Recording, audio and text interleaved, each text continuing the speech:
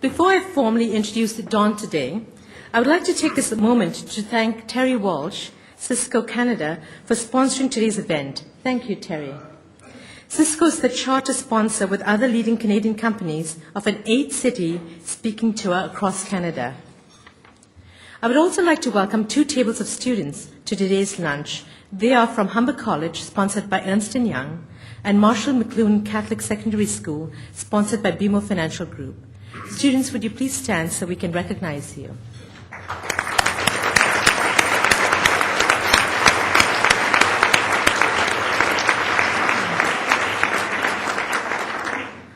And now I would like to introduce today's special guest. The internet has fundamentally changed the way we work, live, and play. It has transformed our businesses and has rapidly globalized our economy in a way that was unimaginable just 10 years ago. It has transformed our world by making information instantly available. No longer do we have to wait for tomorrow's newspaper to find out what is going on across the globe. No longer do we need to wait in line at a bank to get money or pay our bills. And no longer do we have to rely on the postal system to stay in contact with friends and relatives. This information can be accessed with a click of a mouse or the tap of a finger. But today's internet, often referred to as Web 2.0, is bringing people together like never before.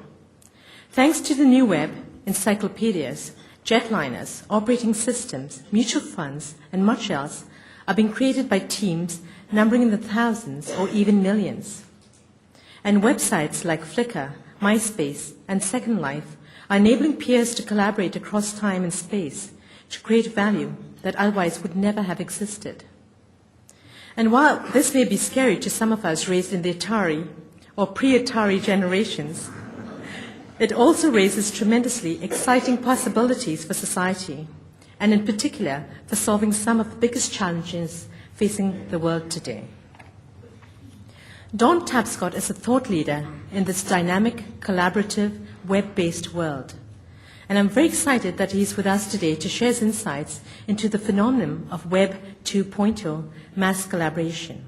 And I'm hoping he'll tell me what a wiki is. All kidding aside, ladies and gentlemen, please join me in welcoming to our podium today one of the savviest people in the world when it comes to the new web, the Chief Executive of New Paradigm, Mr. Don Tapscott.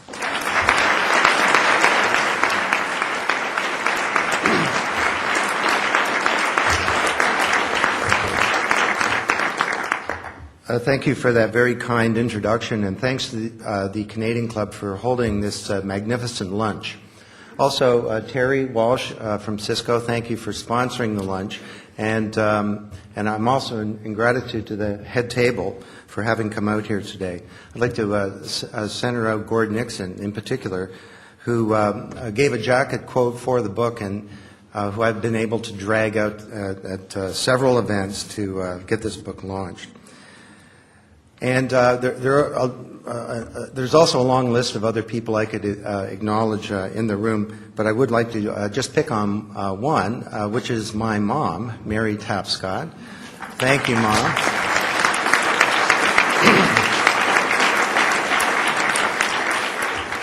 It took a while, Mom, but I turned out okay. Well, congratulations to each of you. You have been chosen as the Time Magazine Person of the Year.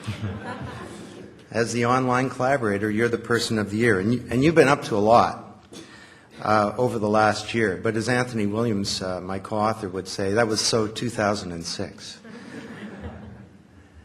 There's something big that's happening here.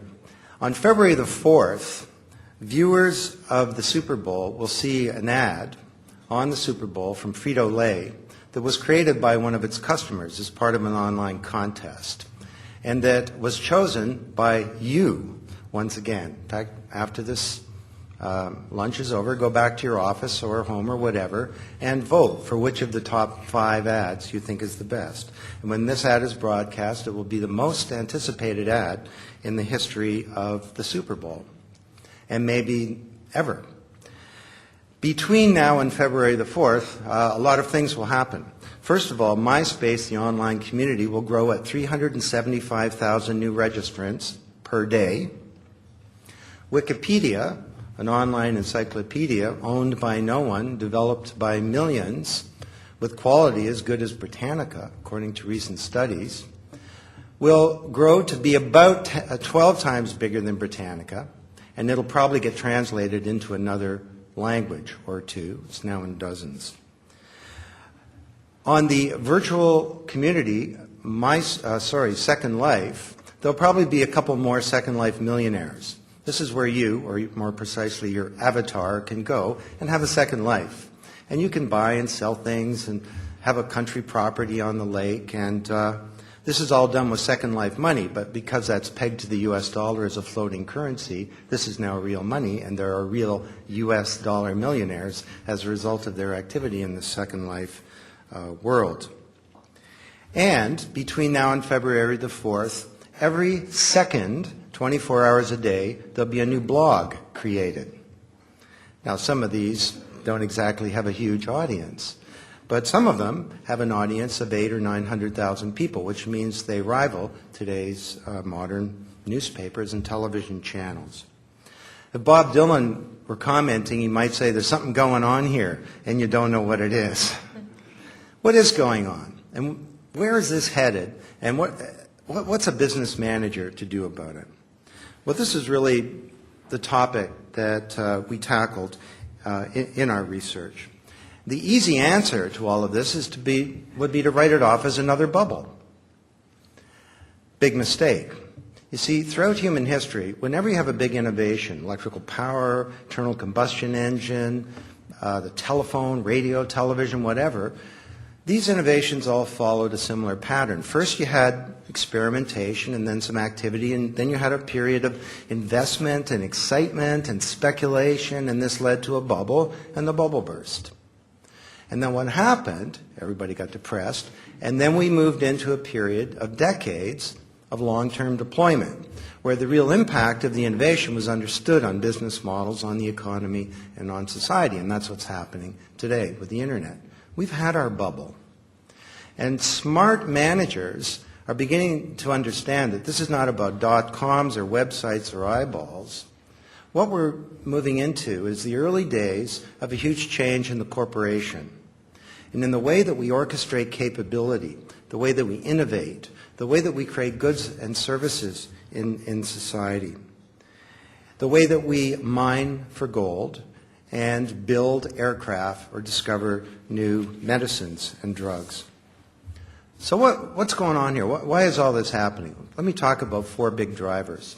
First, technology. Noella mentioned the new web. This ain't your daddy's internet that we have today. It's a broadband, ubiquitous, connected by all kinds of devices. I'm sure many of you have BlackBerries in here, and I'll be looking for that BlackBerry prayer, during my talk. People reverently looking into their laps while I'm speaking. I have a friend in Toronto. Everything in his house that has electrical power has an IP address. That means it's connected to the internet, and all the stuff talks to itself. I have no idea what his toaster says to his refrigerator, but he was telling me that his fence talks to his sprinkler, and I said, well, why would you care? And he says, well, Don, if a burglar comes over the fence, the sprinkler is my first line of defense. So, furthermore, the old web was based on a standard, it's the only time I'll get technical on you, called HTML. That was a standard for the presentation of information. That's what the first period of the web was about, websites and presenting information. Now we have a standard called XML that's really turning the web into a giant platform for programmability. The web is becoming a global computer, and every time you go on it, you, the person of the year, are programming the internet. A giant global platform enabling you to self-organize and to create value in all kinds of new ways. It's not just about social networking or about user-generated media. It's new models of value creation. The second big change is a demographic revolution. Any of you who have kids under the age of 25 know what I'm talking about. This is the first generation to grow up digital, and these kids are different. I started studying these kids about 10 years ago when I noticed how my own children were effortlessly able to use all this sophisticated technology. And at first I thought, my children are prodigies. And then I noticed that all their friends were like them, and the theory that all their friends were prodigies, well, that was, a bit of a stretch. So I started studying them as a generation. These kids have no fear of technology because it's not technology to them. It's like the air. They've grown up bathed in bits, and they think the Internet's about as fascinating as a refrigerator. And when your daughter is online chatting with her friends, your 11-year-old, she's not thinking, boy, this synchronous text-based communication technology is really a disruptive medium. She's thinking what her friend said, right? When your son is downloading an MP3 file, he's not thinking, boy, peer-to-peer file sharing using the MP3 format is really enabling a new, whatever. He's thinking, good, I just got Alicia Keys' new song. This is the first time in human history when children are an authority about something really important. I was an authority on model trains when I was a kid. And your kids are authorities on the big revolution that's changing every institution in society.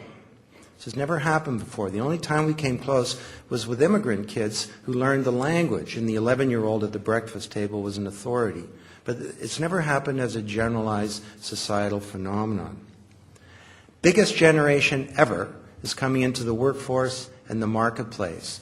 And you combine a technology revolution with a demographic revolution of kids that rather than watching TV are interacting and reading and thinking and collaborating and composing their thoughts and authenticating and scrutinizing and organizing information. It's a generation that thinks differently. You combine those two things together and you get the third big factor, which is a social revolution. So, if you've not been part of this whole social networking thing, but you do have a teenager or a kid in university, ask them to see Facebook. Facebook is a community that 85% of all university students participate in. They don't use electronic mail. In our research, we ask kids, well, why would you use electronic mail? And they said, well, it's kind of yesterday's technology. I mean, one said electronic mail is really sort of a formal communication technology for sending a thank you note to one of your friend's parents. But they're online in these massive communities. And my daughter, Nicole, has 300 of her closest friends in this community. And with their friends, that's another group of 11,000 people that she gets to influence. And at her fingertips, she has the most powerful tool ever for finding out, informing others, organizing, communicating, and collaborating. You combine those, technology, demographic, and a social revolution, with some changes that are happening in business, and there is something big that's happening here. Throughout the 20th century, we created wealth through this thing called the vertically integrated corporation. It did everything from soup to nuts. And about 75 years ago, there was a Nobel Prize-winning economist. His name was Ronald Coase. And he asked a deceptively simple question. He said, why does the firm exist? He says, if Adam Smith is right, and an open market's the best mechanism to determine how goods and resources and information and materials and so on, people are organized, why isn't everybody an independent contractor at every step along the way in production? And he said the answer is, and he won a Nobel Prize for saying this, the answer is collaboration costs. The costs of search. This is over 70 years ago. He said the costs of search, of finding all the right people and information and materials and so on to do something. The cost of coordination, of getting them all to work together. And the great industrialists understood this. Henry Ford, within the boundaries of the Ford Motor Company, had a power plant, a shipping company, a steel mill, a glass factory. Why? Because the costs of collaboration in an open market were way greater than the costs of doing things inside the boundaries of the Ford Motor Company. Well, along comes the Internet. And the first stage, we started to see the Internet dropping collaboration costs. It's not about websites or eyeballs or any of that. It's an infrastructure that on a global basis is dropping collaboration costs. And as a result, vertically integrated corporations started to unbundle into focus companies that work within business webs. So my wife Anna has a car. It's called an X3 from BMW. It's not made by BMW. It's made by Magna, a Canadian company that does the final assembly of the vehicle. So companies like Cisco that understood this and developed a networked business model based on collaboration enabled by the web were able to succeed and to grow rapidly and to dominate their respective markets. Now, buckle up. We're ready for the next stage. Collaboration costs are dropping so radically on a global basis that now companies, big or small, and individuals can come together as a mass and create something like an encyclopedia or, say, an operating system. The Linux operating system is now the dominant computer operating system in the world for medium and large computers. Nobody owns it. It's created by thousands of people who've never met. And they started doing it on a volunteer basis. We used to call them digital Rotarians.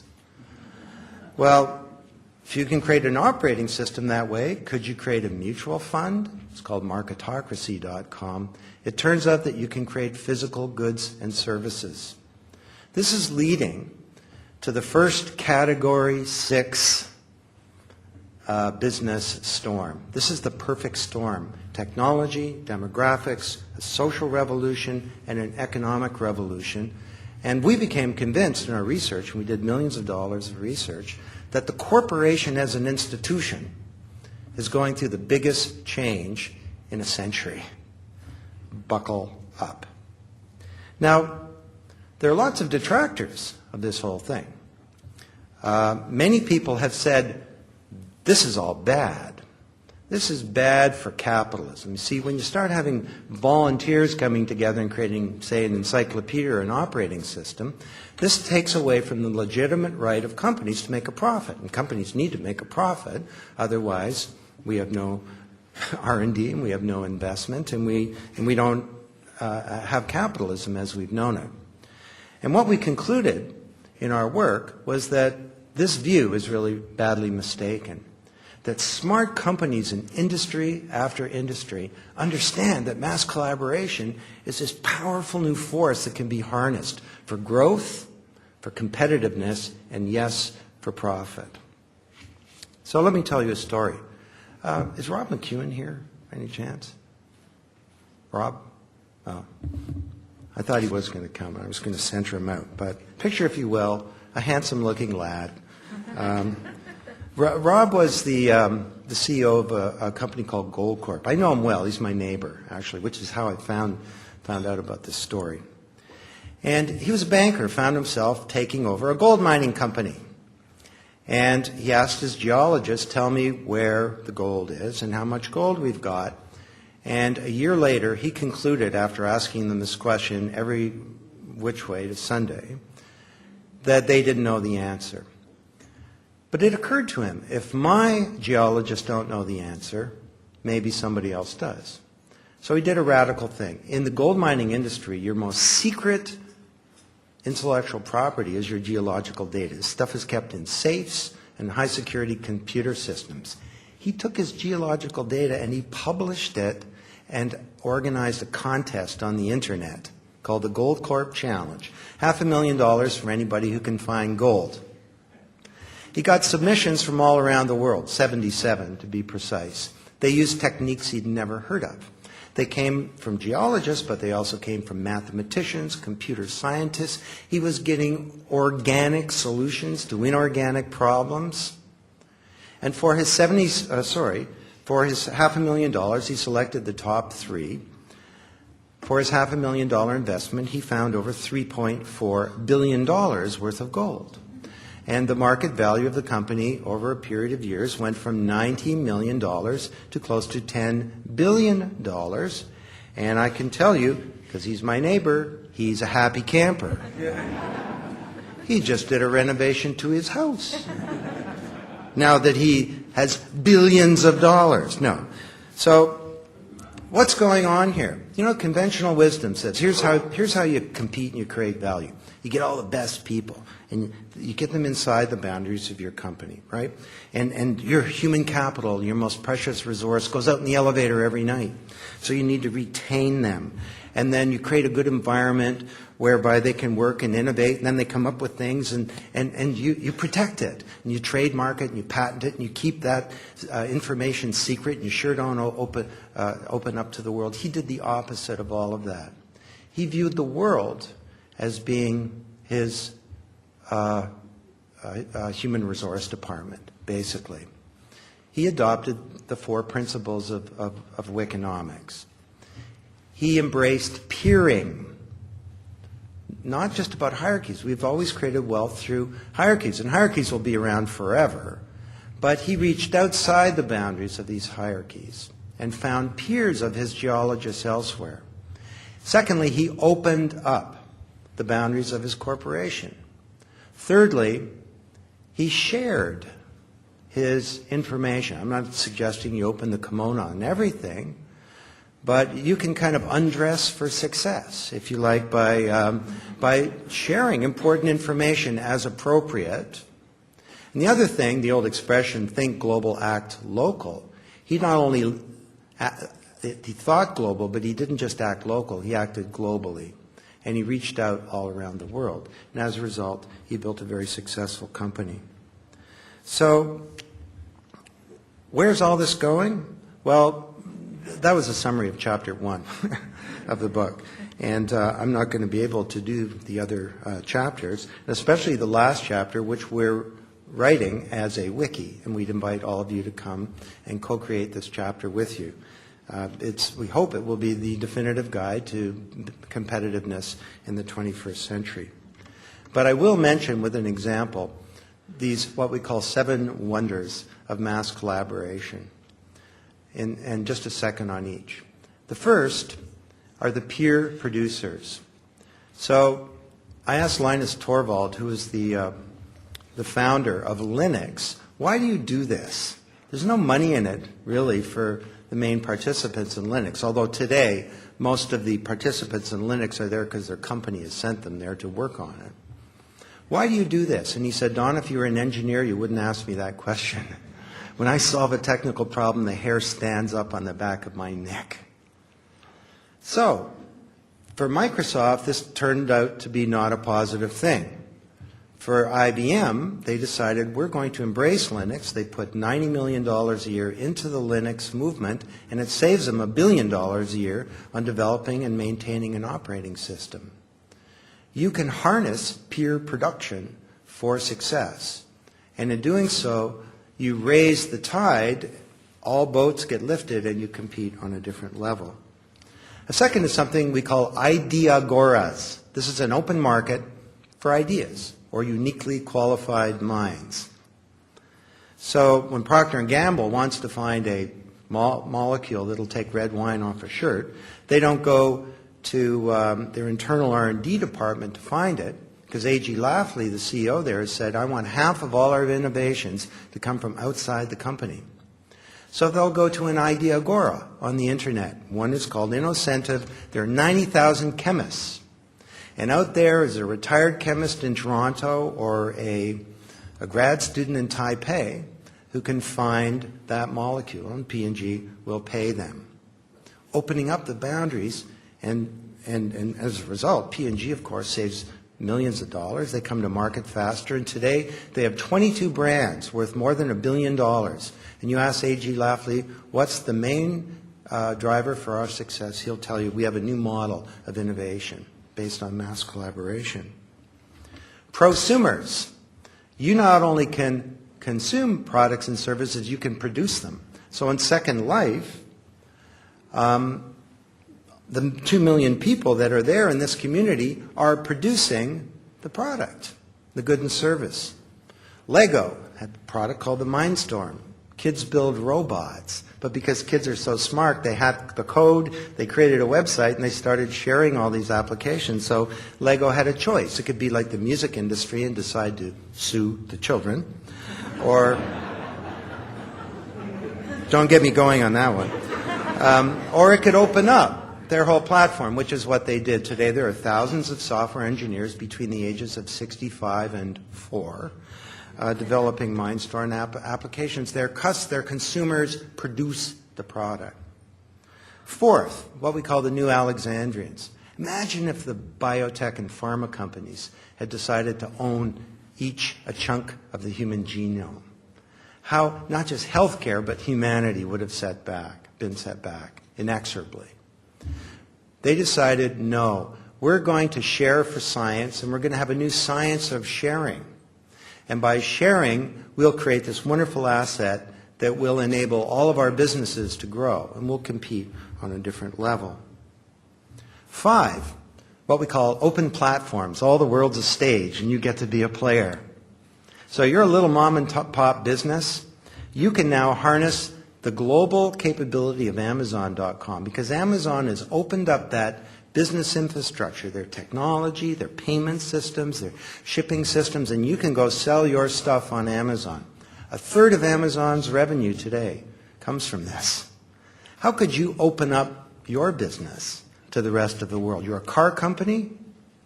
Well, a car is not just a way of getting around. It's a place of work and learning and entertainment. And it turns out food, 10% of meals in Canada are eaten in automobiles.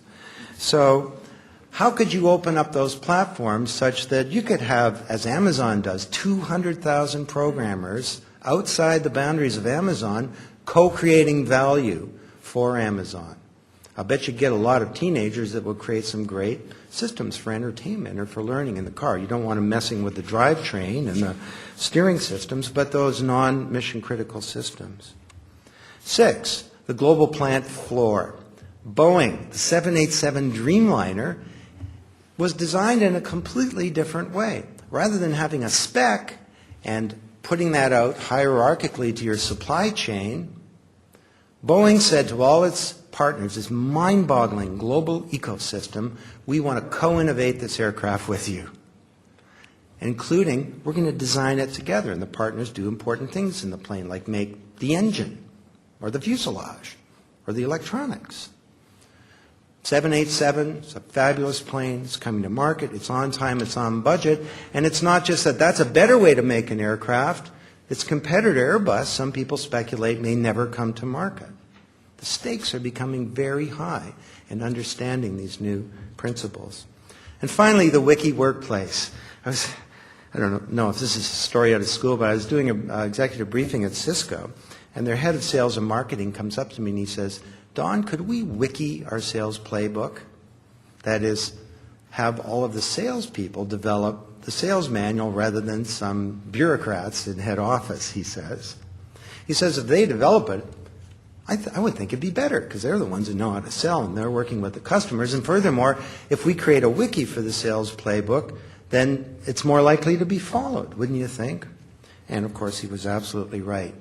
Cutting across the silos and the boundaries and breaking down many of the old bureaucratic structures of the corporation to enable high performance and to speed up the metabolism of innovation and to enable those uniquely qualified minds that are buried within your company to somehow be brought to bear on innovation and value creation.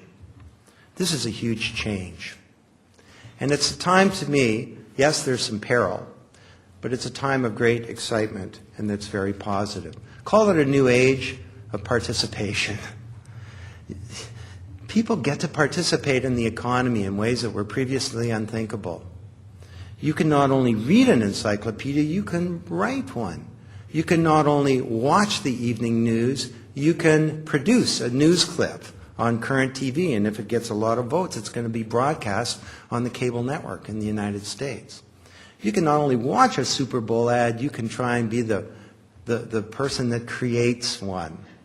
You're a student in in Mumbai in India, and you've always wanted to go to MIT. You can't afford it.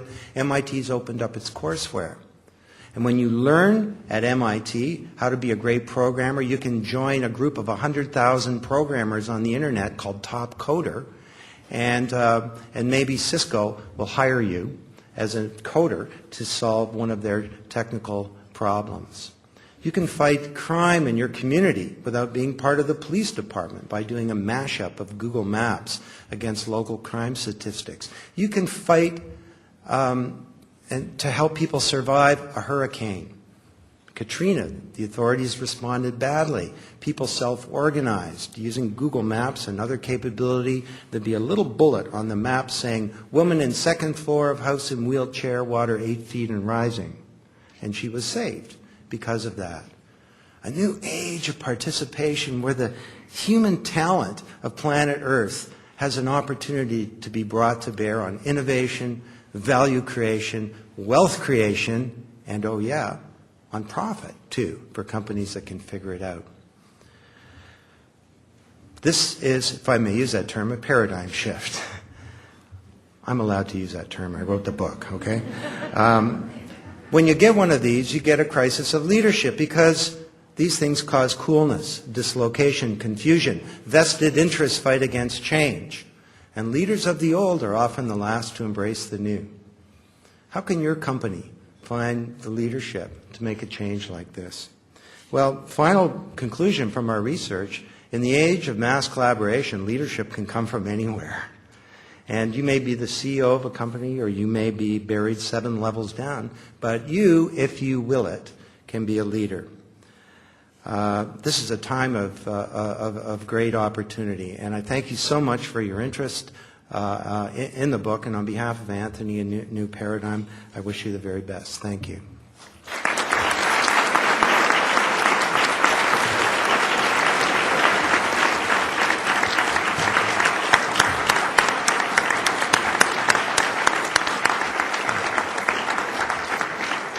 Thank you, Don. We're not going to give Don even 30 seconds to catch his breath. We're going to ask him some questions.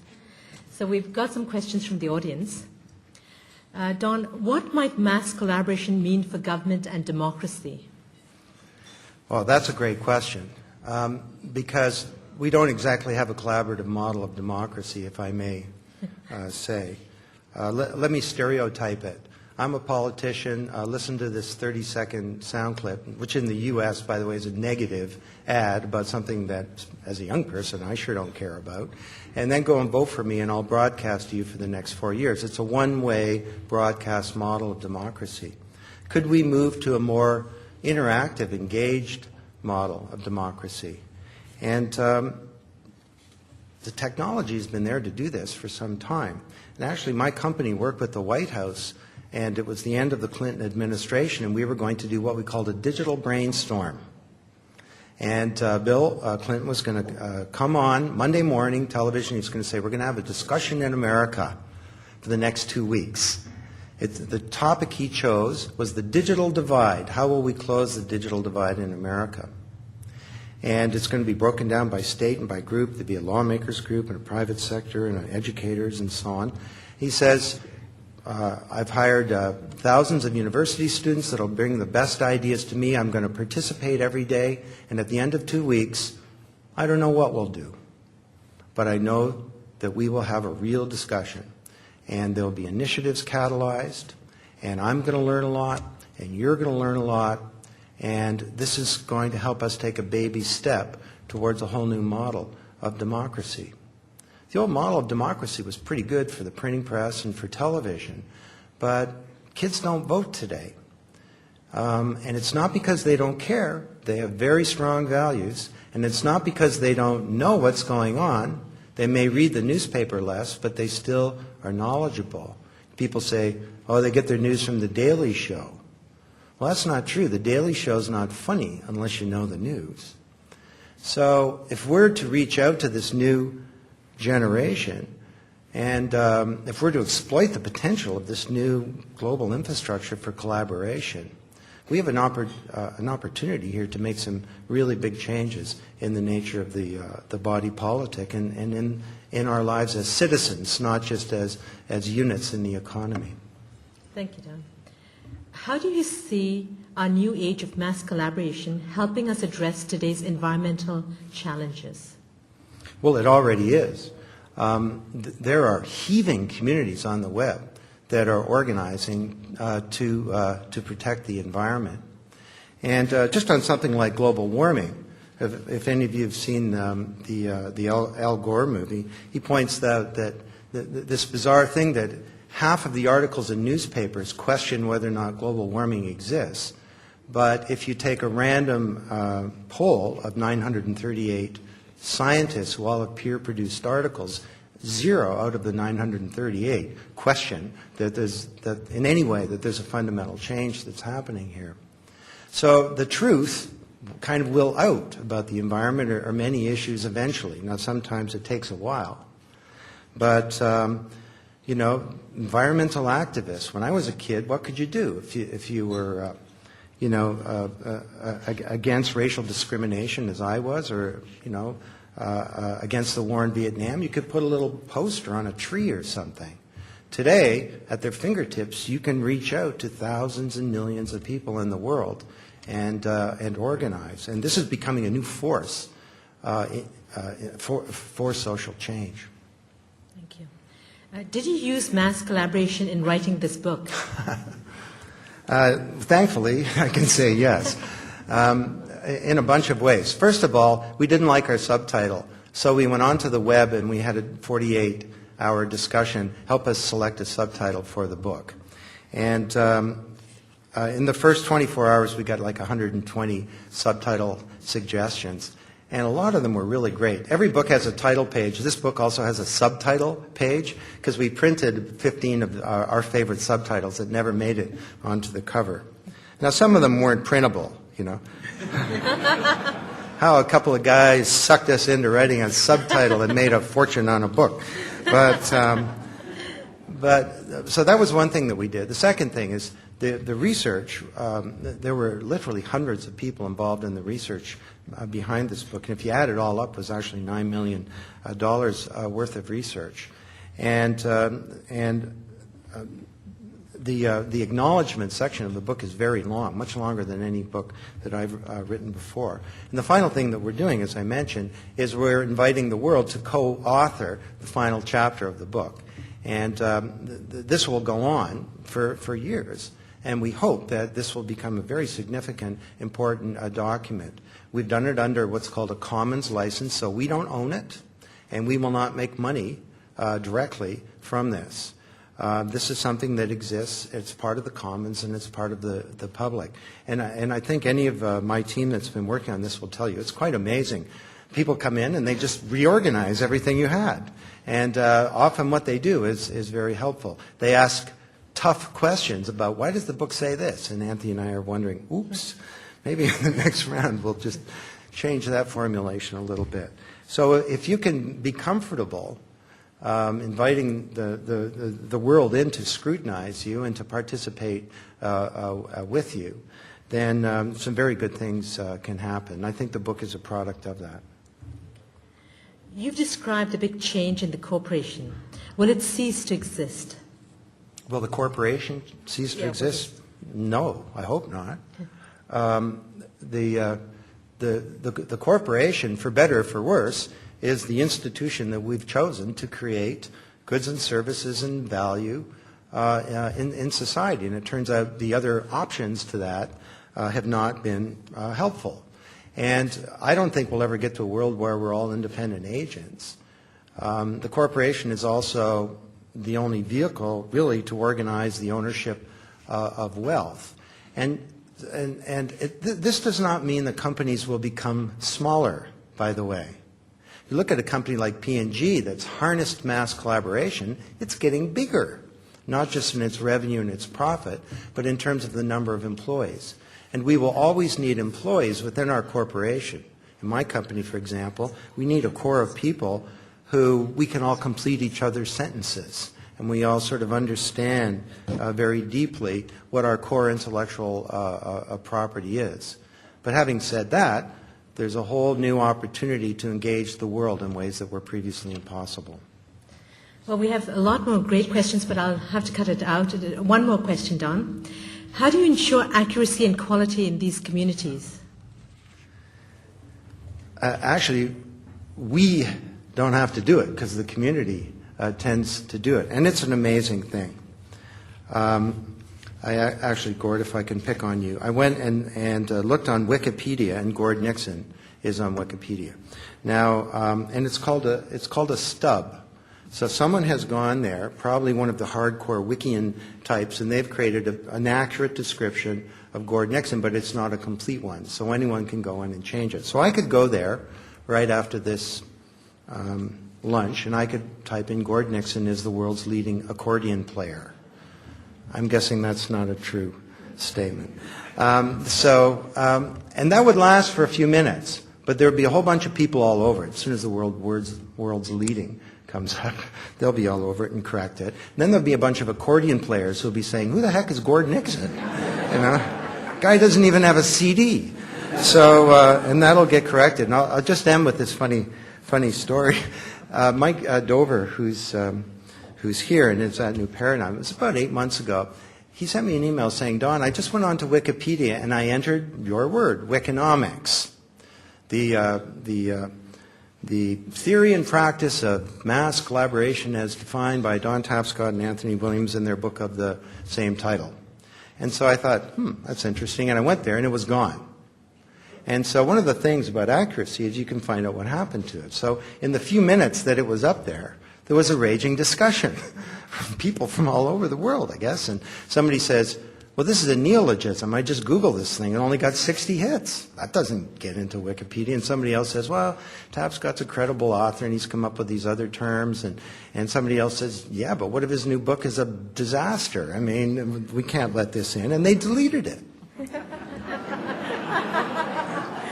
Now, as an author, I was quite annoyed. But as someone who studies these things, I was quite impressed. It was probably premature to try and coin a neologism, Wikinomics. Now, I was doing some radio interviews over the last week, and I told this story, and the guy said to me, "Well, are you up there now?" And I said, "I don't know." I went and looked, and sure enough, Wikinomics is now in Wikipedia. We have no idea who put it there. The definition is not too bad. But if you Google Wikinomics today, you'll get 500,000 hits. So it's now pretty much a legitimate term that can become part of the vernacular. You know, it's like you put a bacteria into a system and all of a sudden these antibodies get all over it and correct it. Now, that doesn't mean that there won't be factually incorrect information at any point in time, but it's an amazing thing how the millions can create something that's as good as and 10 times bigger than the one developed by the Nobel Prize winners. Very interesting time. Thank you, Don.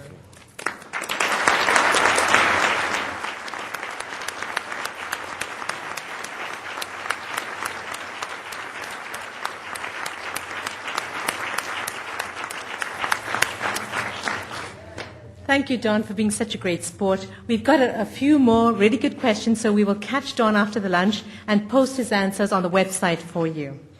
And now I would like to call on Nick Chambers, Vice President of the Canadian Club, to thank Don on our behalf. Nick?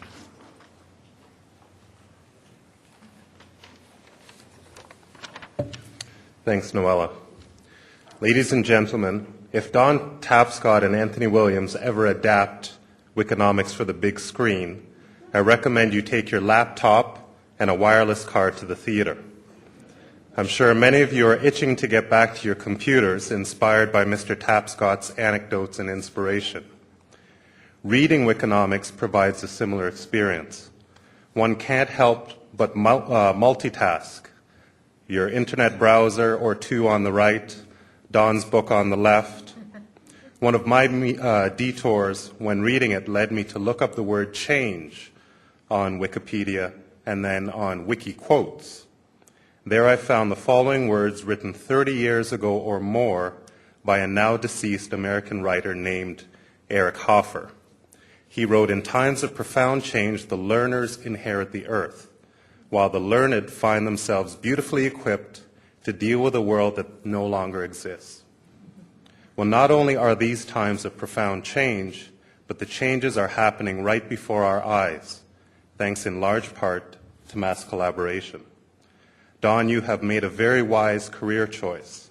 Your stories and guidance are compelling.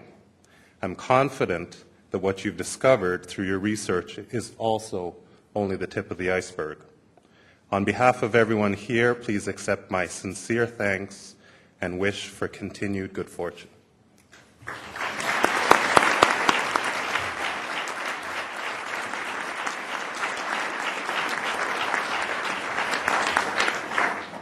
Thank you, Nick.